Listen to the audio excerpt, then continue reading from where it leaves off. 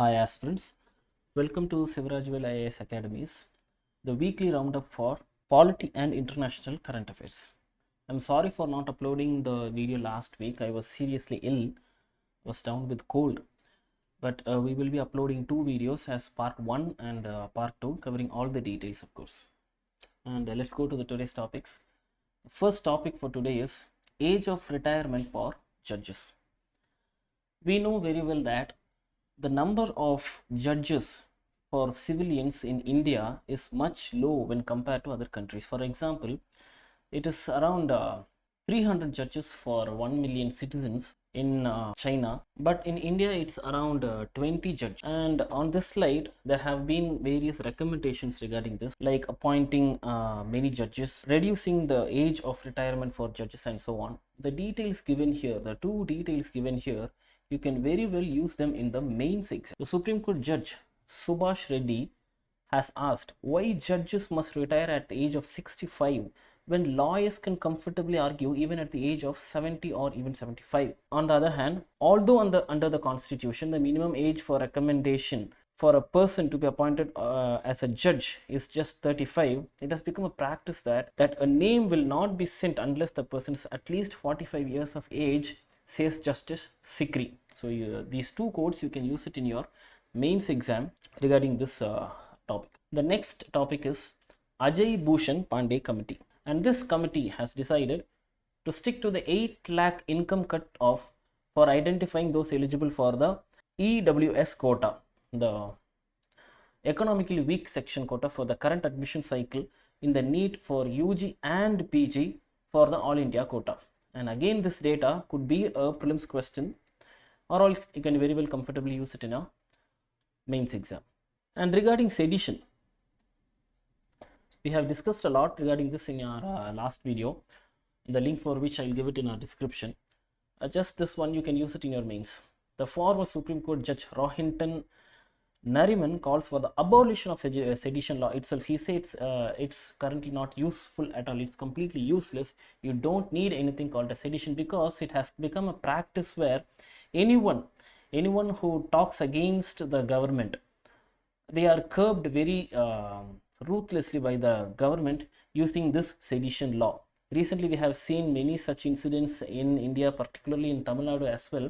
But on the other hand, we already know the Supreme Court has stated that sedition law should be applied only to those who speak against the state and not against the government, whereas the citizens have the right to criticize the government. So these things you can use it in your mains exam, and we have profusely discussed about this sedition law, and you can see the link in the description. The next topic is Antrix Deal, which has been a huge issue for the past 1 week.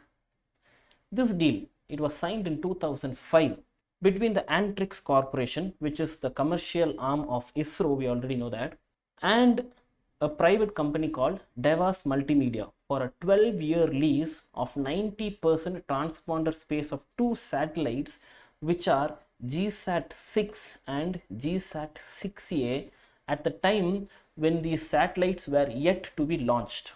But later on, this agreement was cancelled in 2011. It was signed in 2005 and cancelled in 2011, stating that this company Devas was a fraudulent company.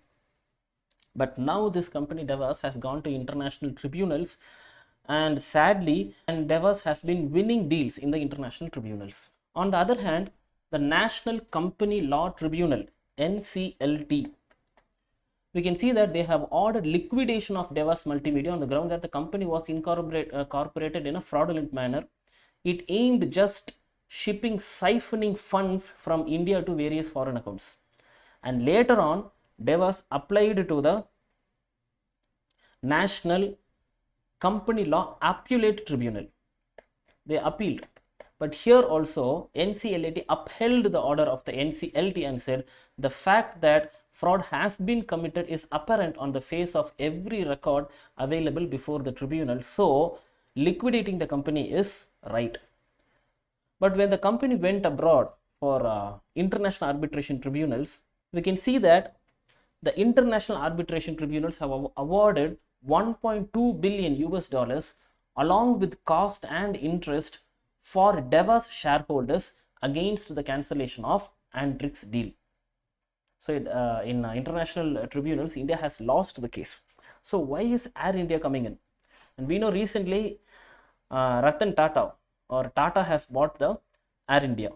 But now Devas has been filing case against this Antrix Devas deal in international tribunals and also in courts like the Canada court, where the court has agreed that certain Indian properties which are kept abroad can be liquefied to pay the amount, that is this 1.6 billion American dollars.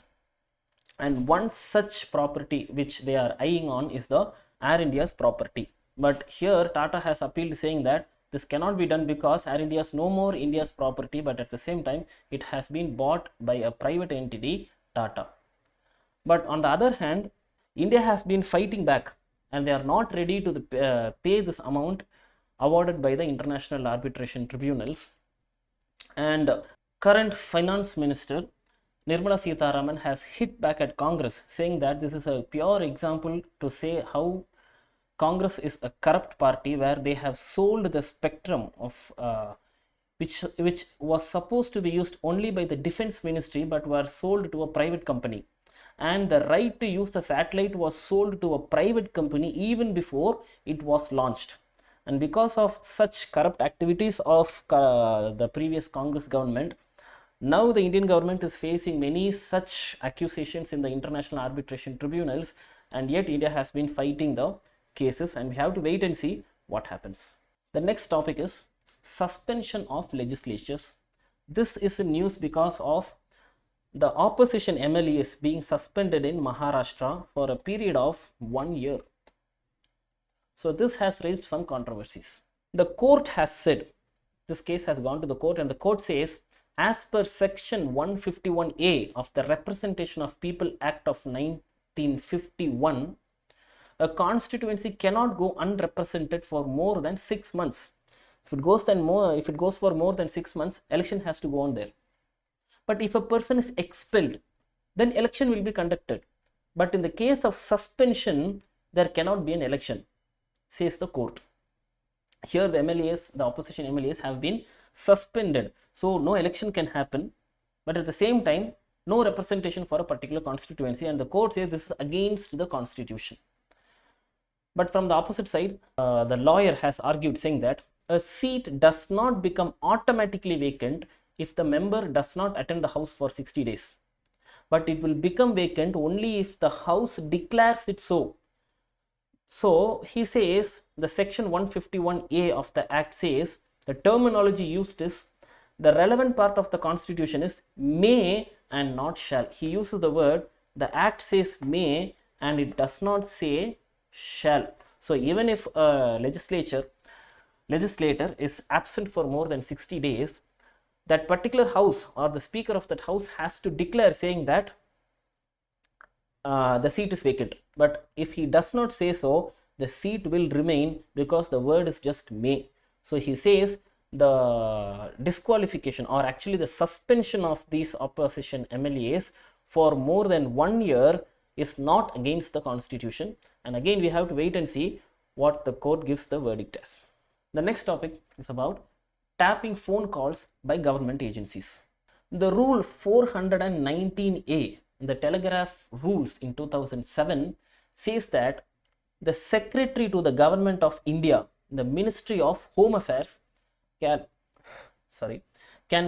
pass orders of interception in the case of center, and a secretary level officer who is in charge of the Home Department can issue such directives in the case of a state government. So whether it is a state government or central government, the Secretary of the Home Department or the Home Affairs Ministry has to give an order if you have to tap a phone call, else it cannot be done.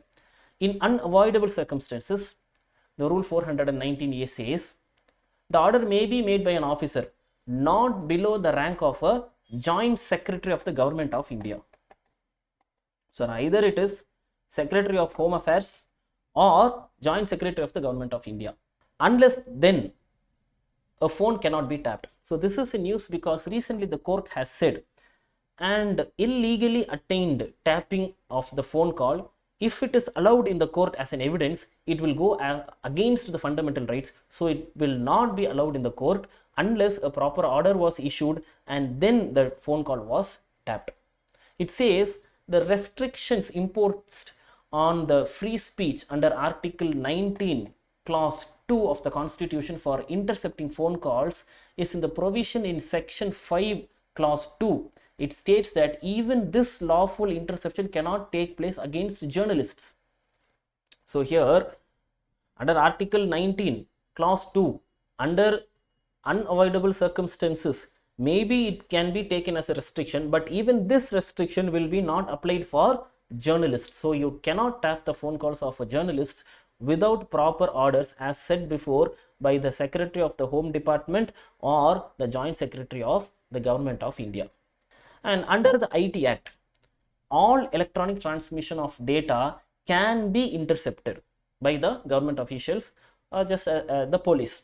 So for a Pegasus like spyware, for example, to be used lawfully, the government would have to invoke both the IT Act and the Telegraph Act. This could be a prelims question, or you can very well use it in your mains. So the key points here are: the order should be issued by the Secretary of Ministry of Home Affairs, either the center or the state government is concerned, or it should be the Joint Secretary of the Government of India, and in such cases the government has to invoke both the IT Act and the Telegraph Act.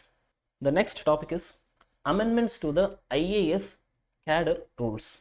This is a news because we've been seeing that there has been amendments made to these rules, and state governments, particularly Bengal Chief Minister Mamata Banerjee, has hit against the central government, saying this amendment is should be taken back.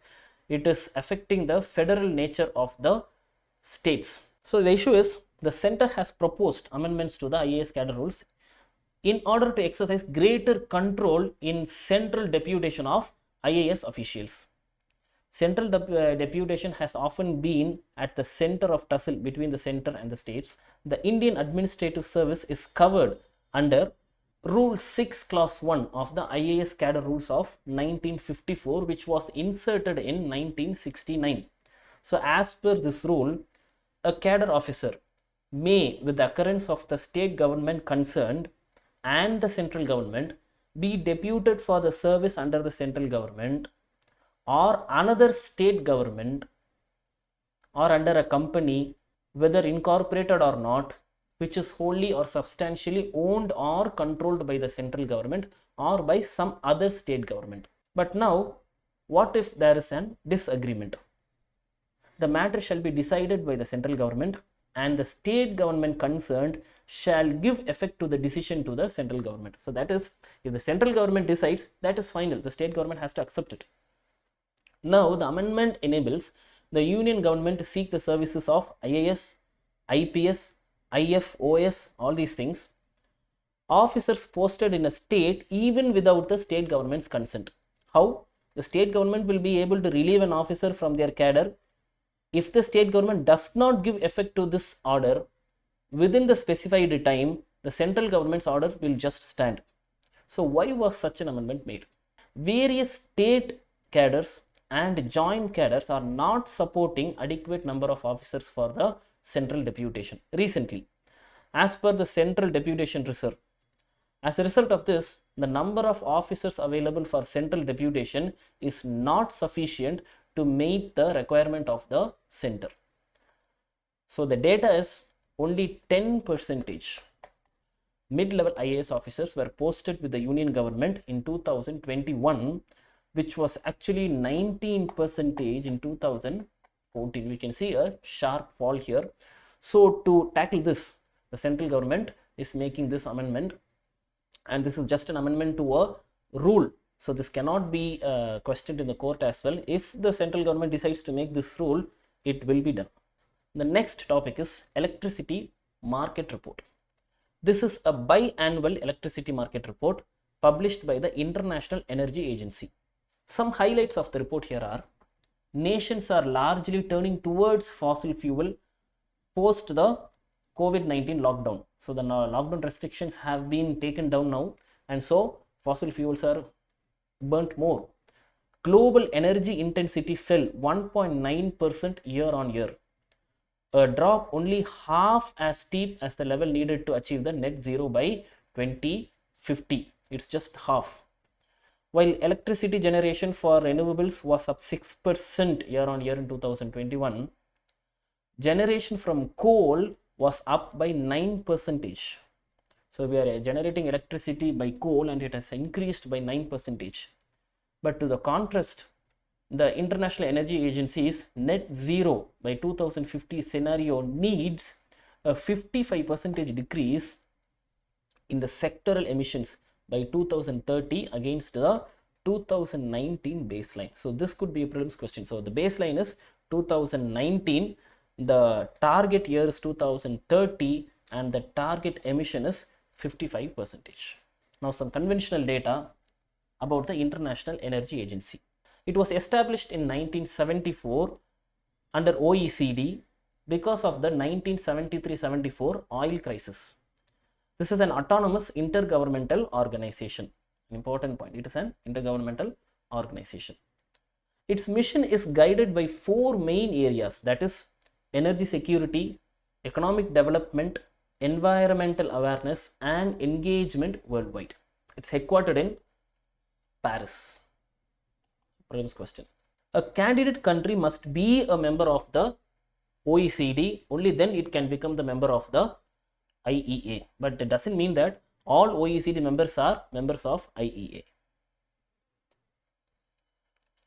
To become a member of this International Energy Agency, there are certain conditions. So this could be a predictable UPSC prelims question. The conditions include crude oil or product reserves equivalent to 90 days of the previous year's net imports to which the government has immediate access and could be used to address the disruptions to global oil supply. That is simply, if there is some problem with the oil supply, we don't get oil, we should have reserves for 90 days. That's it. And the next condition is a demand restraint program to reduce national oil consumption by up to 10%. There should be a legislation and an organization for that to operate the coordinated emergency response measures CERM on a national basis. There should be a legislation and a measure to ensure that all oil companies under its jurisdiction report information upon request. The government should have control over its oil companies, that's all. Measures in place to ensure the capability of contributing its share of an IEA collective action. That's it. So the main conditions are, you should have reserve for 90 days and you should be able to reduce 10% consumption, and all the oil companies under you, whether it is private or government, should be under your control. If you ask a report, they should give it to you. These conditions should be satisfied if a country has to become the member of International Energy Agency. And a potential prelims question, the reports released by International Energy Agency, they include Global Energy and Carbon Dioxide Status Report, World Energy Outlook, World Energy Statistics, World Energy Balances, Energy Technology Perspectives. This we have to know by heart. It could be a potential prelims question. And that's it for today. In the part 2 video, we'll be covering some more polity issues and also some more international relation issues. Thank you. Jai Hind. If you found this video useful, please share it to your friends. Let's learn together and grow together.